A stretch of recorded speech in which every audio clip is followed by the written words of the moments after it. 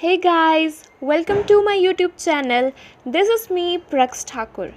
In this video, I am going to elucidate you line by line the play The Merchant of Venice by Shakespeare. Before starting, let me tell you about the text that I am using. You can see the cover page of the book on the screen.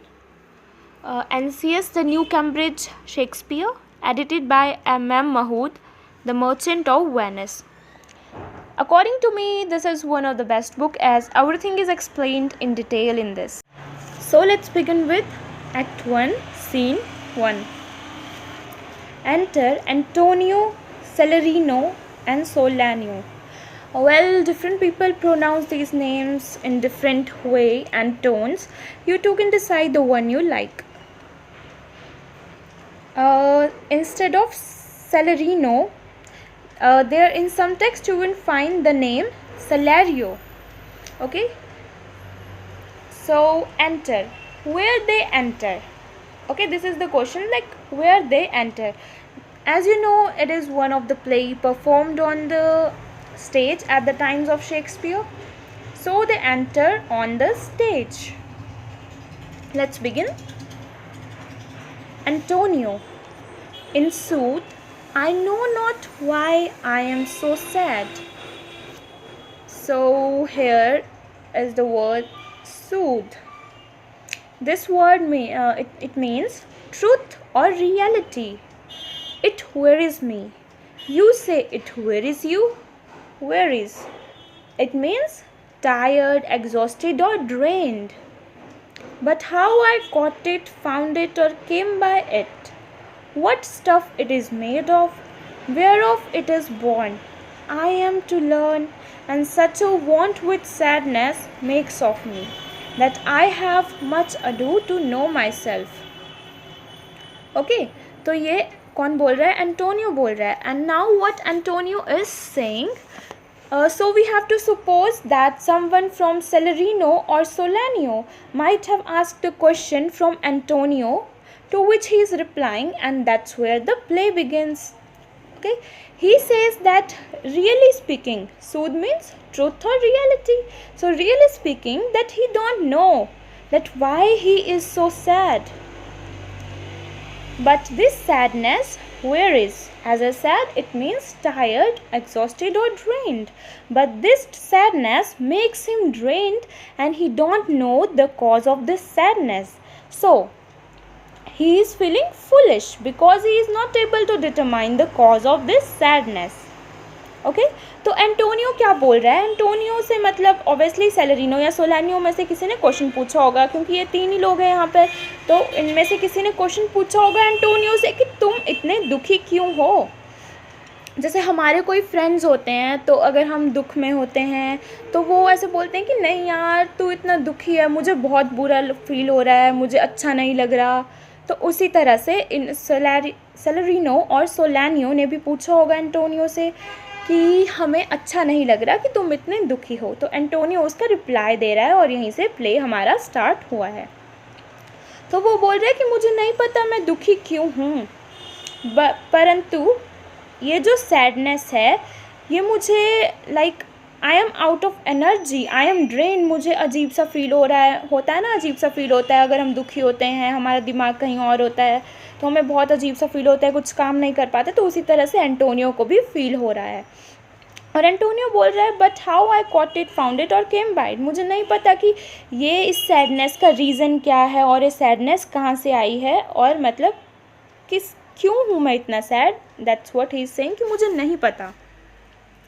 वो बोल रहा है कि like sadness has so deadened him that he is unable to understand the cause of his sadness.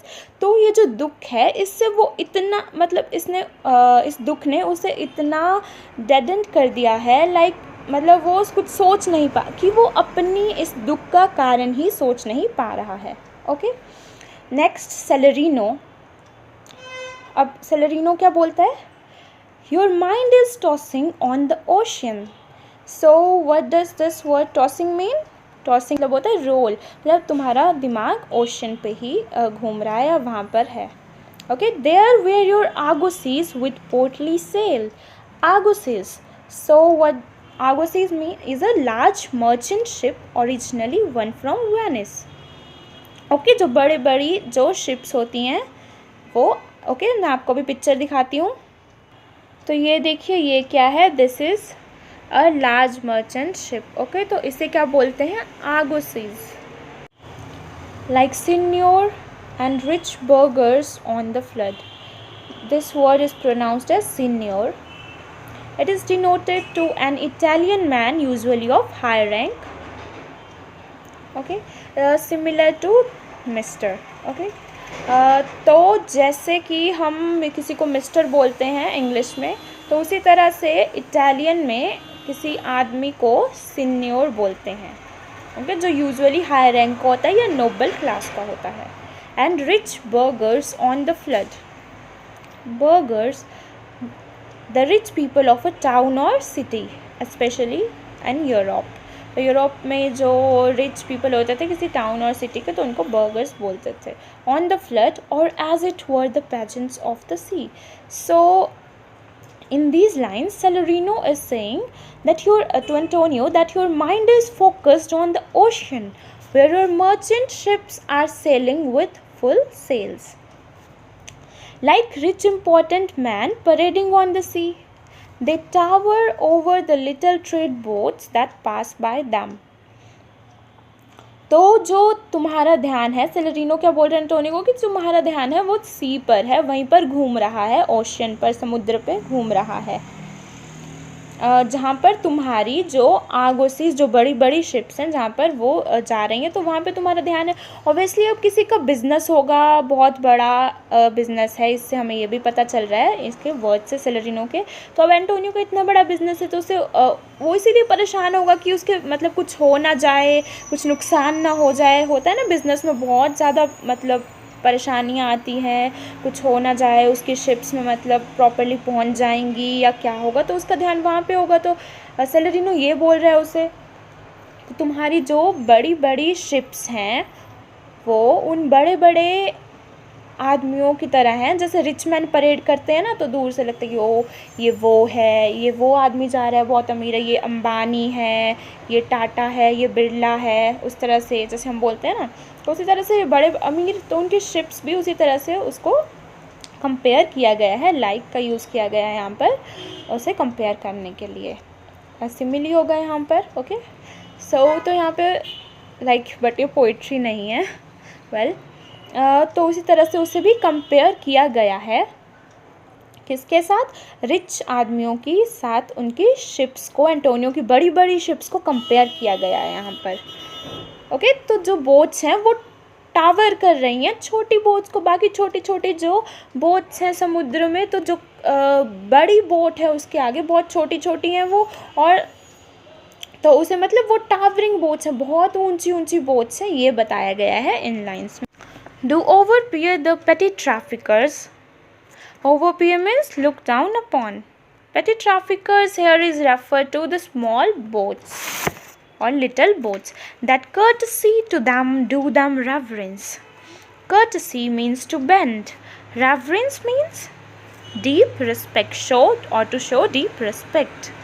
As they fly by them with their woven wings. They here is referred to Antonio's argosies, fly by them with their woven wings. So ships can fly, you know, right? Here, the ships, the argosies of Antonio are compared to birds for their speed and to rich burghers, as we read, for the splendor of their appearance. So here, Salarino is saying that the ships, they tower over the little trade boats that pass by them, and the little boats bow before the greatness of Antonio's ships. तो यहाँ पर क्या सेलेरिनो ये बोल रहा है कि जैसे कि सेलेरिनो की बोल रहा है कि एंटोनियो की शिप्स जो बहुत बड़ी बड़ी शिप्स हैं, तो वो क्या जो छोटी छोटी शिप्स हैं, बाकी जो भी समुद्र में छोटी छोटी बोट्स हैं, तो वो क्या करती हैं, वो बो करती हैं, झुकती हैं, रिस्पेक्ट दिखाती हैं किसको, एंटोनियो की शिप्स को, क्योंकि जैसे ही लहरें टकराती हैं बोट से तो वो बेंड होती हैं छोटी छोटी। अब बड़ी बड़ी शिप्स तो कम बेंड होगी, ठीक है, उस पानी से। छोटी शिप्स ज़्यादा टेढ़ी होंगी और जाएंगी तो बहुत बड़ी शिप होगी उसके सामने, तो वो ऐसा लगता है कि जो छोटे शिप्स हैं वो क्या कर रही हैं, झुक रही हैं, बो डाउन, ठीक है, बो कर रही हैं, जैसे झुकते हैं ना रिस्पेक्ट के लिए, थोड़ा सा हम झुकते हैं, आगे को नमस्ते करते हैं, आगे को झुकते हैं, किसी को विश करते हैं, ठीक है, तो उसी तरह से ऐसा लग रहा है कि वो अपना सर झुका रही हैं, मतलब झुक रही हैं ग्रेटनेस ऑफ किसके आगे, greatness of Antonio's ships. Okay, next Solanio, believe me sir. So here is referred to Antonio. Had I such venture forth, the better part of my affections would. The better part means most of my affections. Affections here means feelings and concern. Would be with my hopes abroad. I should be still. Still means constantly. मतलब लगातार. Plucking the grass to know where sits the wind. So plucking means plucking in, that is in order to toss it in the air and so to discover the direction of the wind. Peering. Peering means looking closely in maps for ports, piers and roads. And every object that might make me fear misfortune to my ventures out of doubt would make me sad. Okay. So here Solanio is saying that believe me sir, if I were involved in a trade venture like yours, most of my mental energy would be with my ships. I had been pulling up shoots of grass to use them to check the wind and looking closely at the maps for ports, piers and roads. And any little thing that might make me worry that something bad would have happened to my ships, out of doubt, without a doubt would make me sad. तो यहाँ पे सोलैनियो बोल रहा है कि विश्वास कीजिए sir, Antonio को बोल रहा है कि विश्वास कीजिए मेरा, अगर मेरे भी इतने सारी शिप्स होती, इतना वो होता मेरे पास, इतना बिजनेस होता मेरा भी, तो क्या होता, जो मेरा जो ज़्यादातर जो पार्ट है, मेरा जो अफेक्शंस है, जो मेरी कंसर्न है, ठीक है, और जो मेरी फीलिंग्स है वो कहाँ पर होती, वो शिप्स, मेरी शिप्स के साथ ही होती, तो मेरा पूरा ध्यान मेरी शिप्स पर होता, तो मैं प्लकिंग द ग्रास, अब ग्लास उखाड़ता, मतलब इसका मतलब ये है कि मैं ग्लास जो ग्रास है, सॉरी ग्रास, जो ग्रास है उसे उखाड़ के मतलब हवा में फेंकते हैं, फिर उससे क्या होता है, विंड की जो डायरेक्शन है उसका पता चलता है, तो मैं वो देख रहा होता, और मैं मैप खोल के, ठीक है, तो पहले बहुत कुछ Google maps and all things तो नहीं होते थे जब शेक्सपियर का टाइम में, ठीक है, 16th सेंचुरी में, तो मैं मैप में क्या करता था, पोर्ट्स होते हैं जो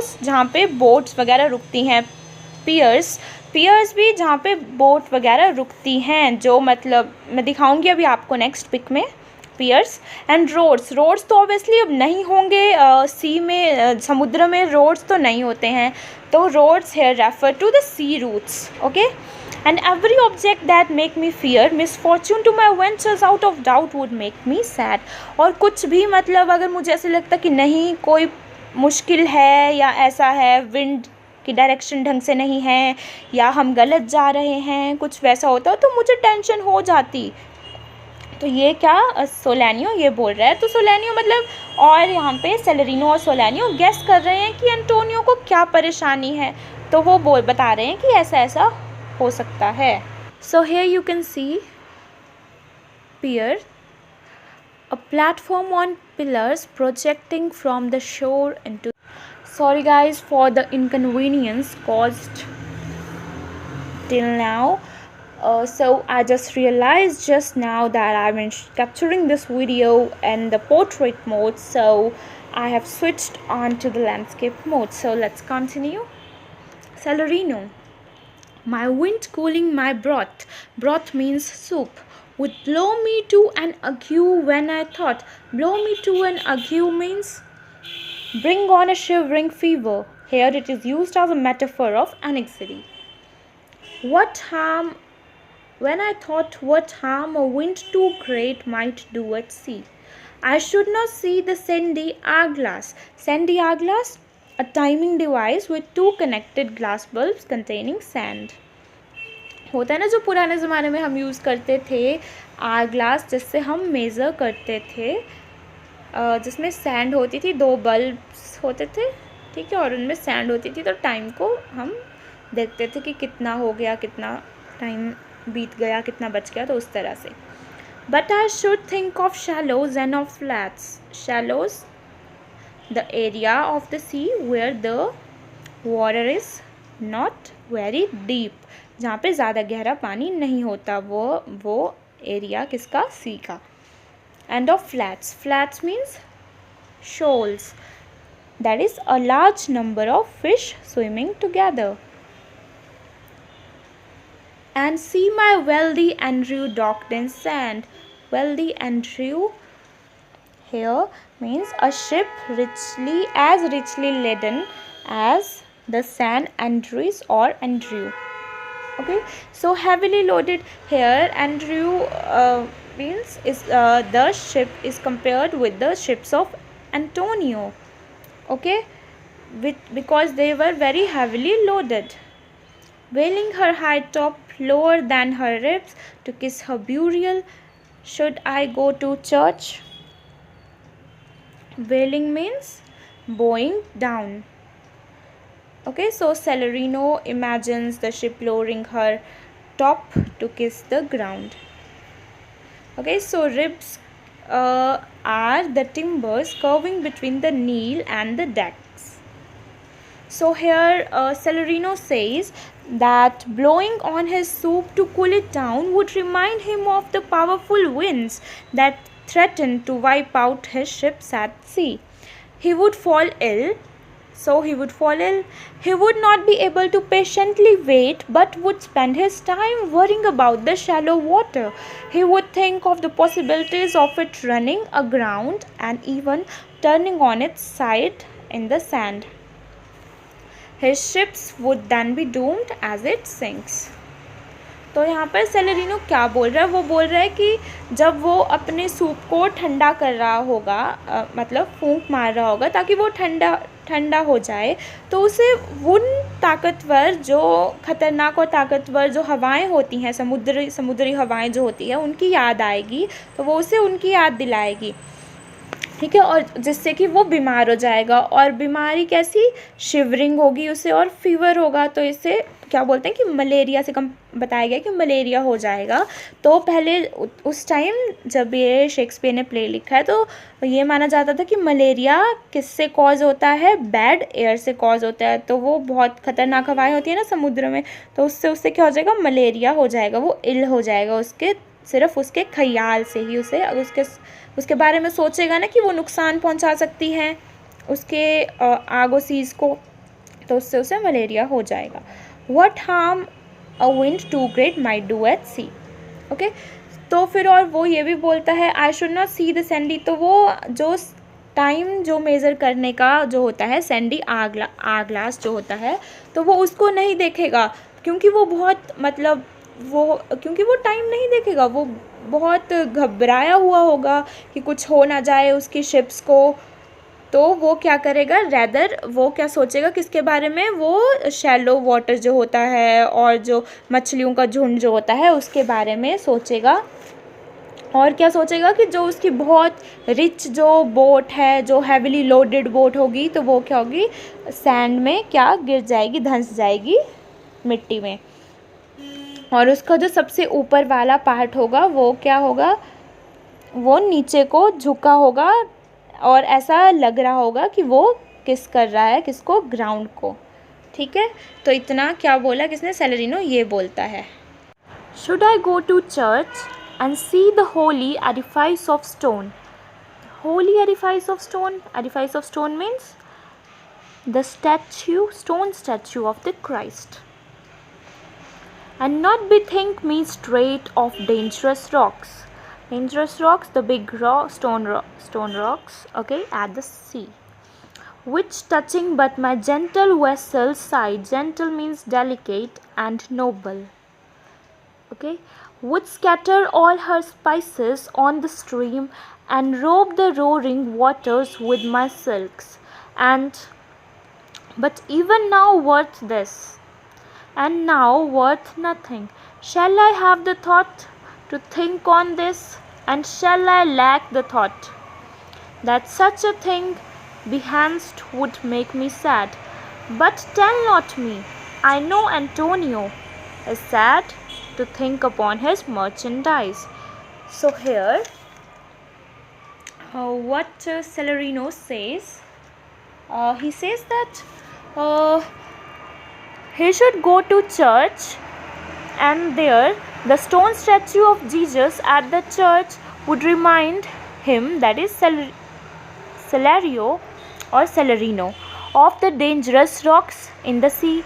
And if the ships dashed those, then the waves of the sea would have been covered with spices and merchandise, and such a thing would make him sad. Then he says that he knows that Antonio is sad because of his ships. तो यहाँ पर क्या बोल रहा है, सेलेरिनो बोल रहा है कि अगर वो चर्च चला जाता है तो क्या होगा, वहाँ पे जो स्टैचू होगा क्राइस्ट का, क्राइस्ट जो क्रिश्चियन गॉड है उनका जो स्टैचू होगा वहाँ पर, तो उससे उसे किसकी वो उसे किसकी याद दिलाएगा, वो उसे उन बड़ी बड़ी चट्टानों की याद दिलाएगा जो समुद्र में होती हैं, ठीक है।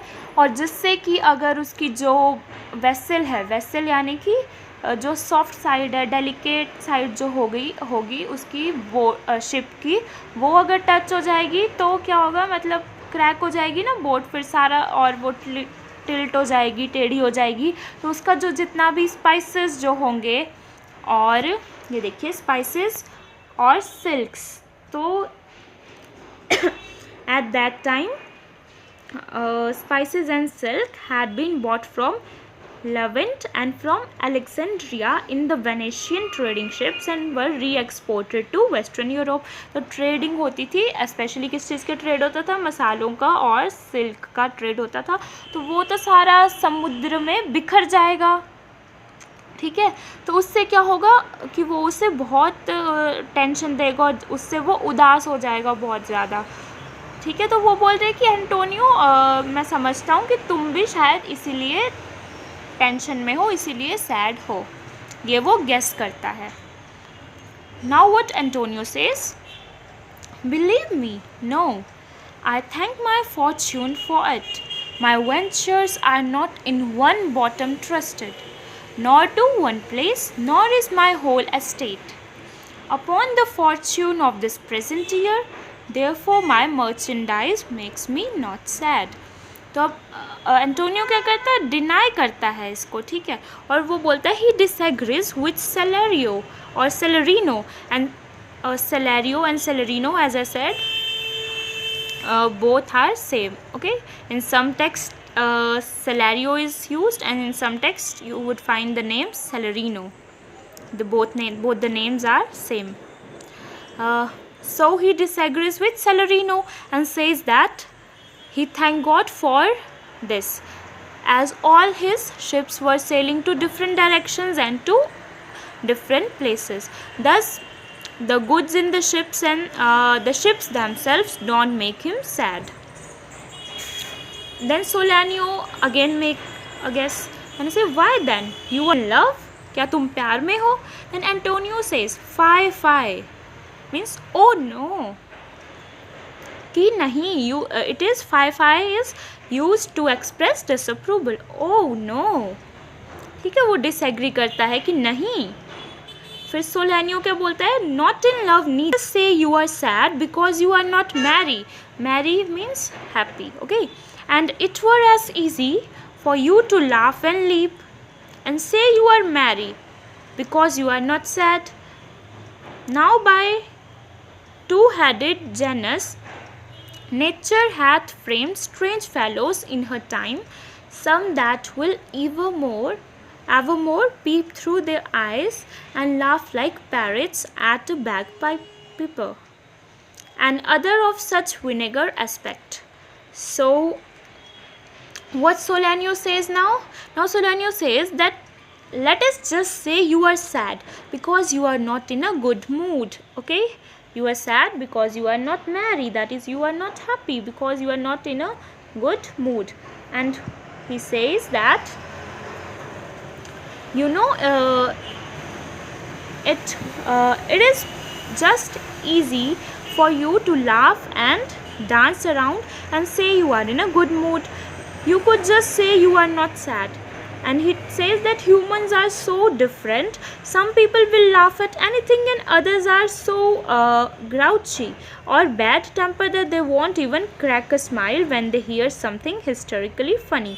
तो अब वो बोल रहा है कि कुछ लोग ऐसे होते हैं कि मतलब ठीक है तुम प्यार में भी नहीं हो, तो वो बोल रहा है कि तुम क्या हो कि तुम दुखी इसीलिए हो क्योंकि तुम खुश नहीं हो, और तुम्हारे लिए बहुत आसान है कि तुम ऐसा प्रिटेंड करो कि मैं खुश हूँ, या तुम हंसो या डांस करो, like laugh and leave, okay, और खुश कि तुम खुश हो ऐसा तुम दिखाओ क्योंकि तुम दुखी नहीं हो। तो बहुत डबल सी स्टेटमेंट यहाँ पे उसने दी है सोलानियो ने, ओके।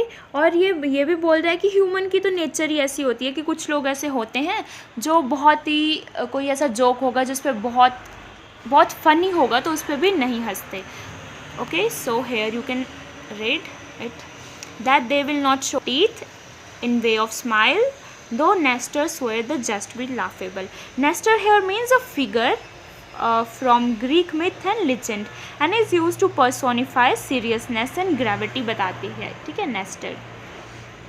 तो यहाँ पे नेस्टर का एग्जाम्पल दिया जो कि ग्रीक मिथ और लीजेंड है, तो वो बताता है सीरियसनेस और ग्रेविटी दोनों इकट्ठे बताते हैं, तो वही डबल फेस बताता है, ठीक है, कि कुछ लोग ऐसे होते हैं कि बहुत अच्छा सा जोक भी सुनाओगे तो वो नहीं हंसते, तो उसके बारे में इसने सोलानियो ने यहाँ पर बताया है, ओके।